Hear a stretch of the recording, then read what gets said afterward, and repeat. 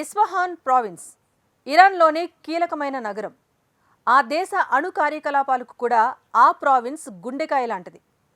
టెహరాన్కు కేవలం 350 కిలోమీటర్ల దూరంలో ఉన్న ఈ ప్రాంతం భారీ శబ్దాలతో దద్దరిల్లిపోయింది. అది కూడా ఇరాన్పై ప్రతీకారం తీర్చుకుంటామని ఇజ్రాయెల్ ప్రకటించిన గంటల వ్యవధిలో కావటంతో ఆ రెండు దేశాల మధ్య ఉద్రిక్తతలు పీక్స్కు చేరుకున్నాయి. అయితే ఈ విషయంలో ఇజ్రాయెల్ నోరు విప్పటం లేదు. ఆ దాడి తమ పనే అని చెప్పటం లేదు. అమెరికా మాత్రం ఇజ్రాయెల్ ప్రతీకార దాడి చేసింది అంటూ ప్రకటించింది. ఇంతకు ఇరాన్ కీలక నగరం ఇస్ఫహాన్లో అసలేం జరిగింది? ఆ రెండు దేశాల మధ్య యుద్ధానికి ఇదే ఆరంభం కాబోతోందా? వీటన్నింటికీ మించి ఇరాన్పై ప్రతీకార దాడులకు ఇస్ఫహాన్ ప్రావిన్స్నే ఐడిఎఫ్ ఎందుకు ఎంచుకుంది? ఇరాన్పై నెతన్యాహు సైన్యం ప్రతీకారం తీర్చుకుందా? ఇస్ఫహాన్ ప్రావిన్స్ లో భారీ పేలుడు ఐడిఎఫ్ పనేనా? ఇజ్రాయెల్ ఆ నగరాన్ని టార్గెట్ చేయడానికి రీజన్ ఏంటి? ఇస్ఫహాన్ ఇరాన్ రాజధాని టెహరాన్ కు కేవలం 350 కిలోమీటర్ల దూరంలో ఉండే కీలక నగరం. ఈ నగరం తెల్లవారుజామున 4:30 గంటల ప్రాంతంలో భారీ పేలుడుతో ఒక్కసారిగా ఉలిక్కిపడింది. ఏం జరిగిందో అర్థం కాక నగరవాసులు పరుగులు తీశారు. ఆ పేలుడుకు కాస్త ముందు దుబాయ్కి చెందిన ఫ్లై దుబాయ్, ఎమిరేట్స్ సంస్థలు ఎవరో చెప్పిన తమ విమానాలను దారి మళ్లించడం ప్రారంభించాయి. దీనిపై ఆ విమానయాన సంస్థలు ఎలాంటి వివరణ ఇవ్వలేదు. కట్ చేస్తే ఇరాన్ తమ గగనతల రక్షణ వ్యవస్థను యాక్టివేట్ చేసింది. పేలుడు జరిగిన సమయంలో భారీ ఎత్తున కాల్పుల శబ్దాలు వినిపించాయి. సింపుల్ గా చెప్పాలంటే ఇస్ఫహాన్ ప్రావిన్స్ లో చిన్నపాటి యుద్ధమే జరిగింది. ఇరాన్ పై నెతన్యాహు ఆర్మీ ప్రతీకార దాడులు చేసింది అనడానికి ఇంతకంటే సాక్ష్యాలు అవసరం లేదు. అయితే ఇజ్రాయిల్ మాత్రం దీనిపై ఎలాంటి ప్రకటన చేయలేదు. అమెరికా మాత్రం ఇరాన్ పై ఇజ్రాయిల్ ప్రతీకారం తీర్చుకుందని అధికారికంగా ప్రకటన చేసింది. మరోవైపు ఇస్ఫహాన్ నగరంలో ఎటువంటి నష్టం వాటిల్లలేదని ఇరాన్ అధికారిక మీడియా చెబుతోంది. ఇస్ఫహాన్ ప్రావిన్స్ లో భారీ శబ్దాలు వినిపించాయని, ఈ శబ్దాలు గగనతల రక్షణ వ్యవస్థ అనుమానిత వస్తువులపై చేసిన కాల్పుల కారణంగా ఏర్పడినవేనని మీడియా ప్రకటించింది.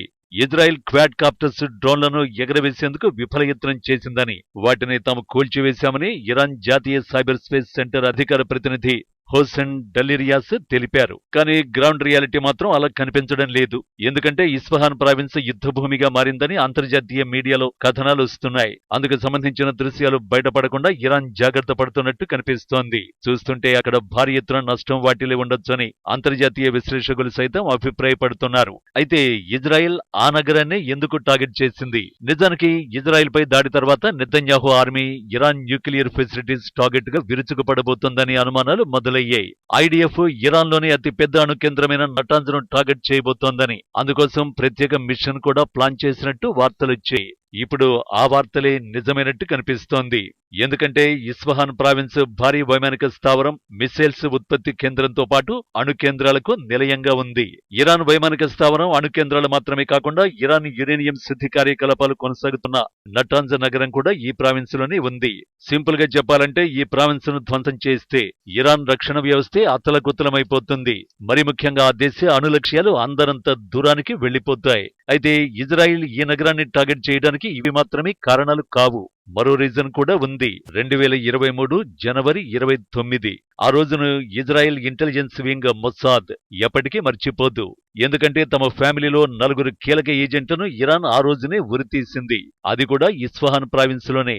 ఇజ్రాయెల్ కోసం గూఢచర్యం చేశారన్న ఆరోపణలపై ఆ 4కి మరణశిక్ష అమలు చేసింది ఇరాన్. వీరా దేశ రక్షణ విభాగానికి చెందిన కీలక ప్రదేశాలు దెబ్బతీయడానికి ప్రయత్నించినట్టు అక్కడి కోర్టు నిర్ధారించింది.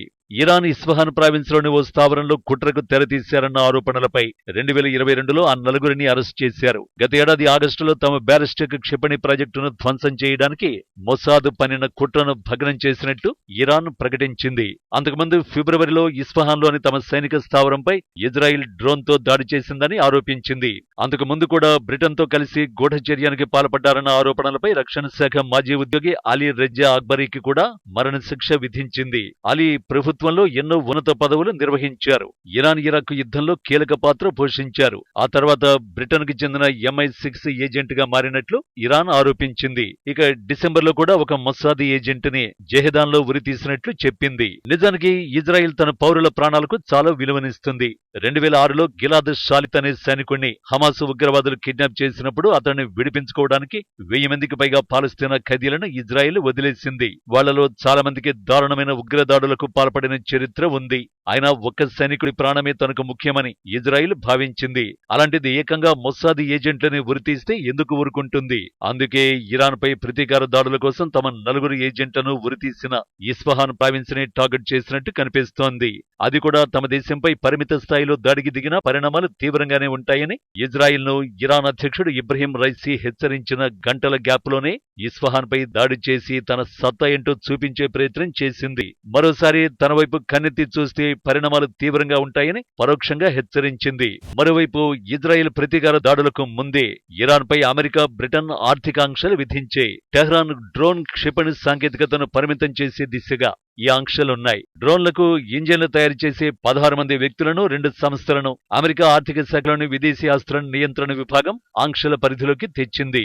బ్రిటన్ కూడా డ్రోన్, బ్యాలిస్టిక్ క్షిపణులు తయారు చేసే సంస్థలు, వ్యక్తులని లక్ష్యంగా చేసుకుంది. ఇరాన్ చర్యలు కట్టడి చేయడానికి రానున్న రోజుల్లో మరిన్ని ఆంక్షలు విధిస్తామని అమెరికా ఆర్థిక మంత్రి జానెట్ యెలెన్ పేర్కొన్నారు. ఇదే సమయంలో రాబోయే 48 గంటల్లో ఇరాన్పై అమెరికా మిస్సైల్ దాడికి దిగొచ్చు అని అంతర్జాతీయ మీడియా అనుమానం వ్యక్తం చేసింది. తాజా పరిణామాల నేపథ్యంలో షెహ్రాజ్ ఇరాన్ మీదుగా విమాన రాకపోకల్ని ఇరాన్ నిలిపేసింది. చూస్తుంటే ఇజ్రాయెల్, ఇరాన్ మధ్య అసలైన యుద్ధం ఇప్పుడే మొదలైనట్టు కనిపిస్తోంది.